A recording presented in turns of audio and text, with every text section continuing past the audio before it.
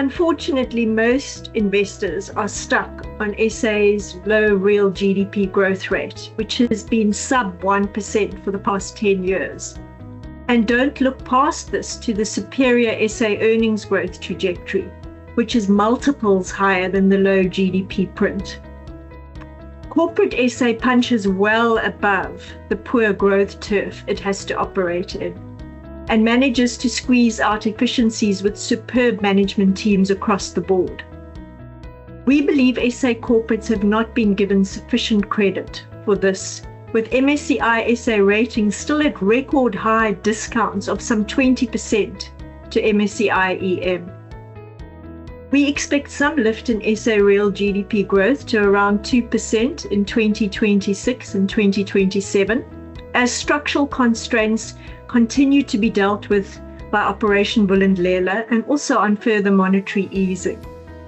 This should unlock re-rating of SA equities in our view, in particular of domestic SA stocks such as financials and industrials. Another factor that's weighed on SA equities has been changes to Reg 28, which has allowed domestic fund managers to invest up to 45% of their assets offshore from 2022. This has seen a wall of money leave SA as domestic fund managers diversified quite aggressively. We estimate that as much as 900 billion rand potentially flowed offshore, with domestic investors now knocking on 40% offshore limits. We believe these offshore limits are quite full versus the maximum limit of 45%. And we believe that this move is largely done and should no longer be a big overhang on SA equities. Domestic fund managers should in fact now allocate funds pro rata across asset classes, rather than that one-way traffic out of SA equities.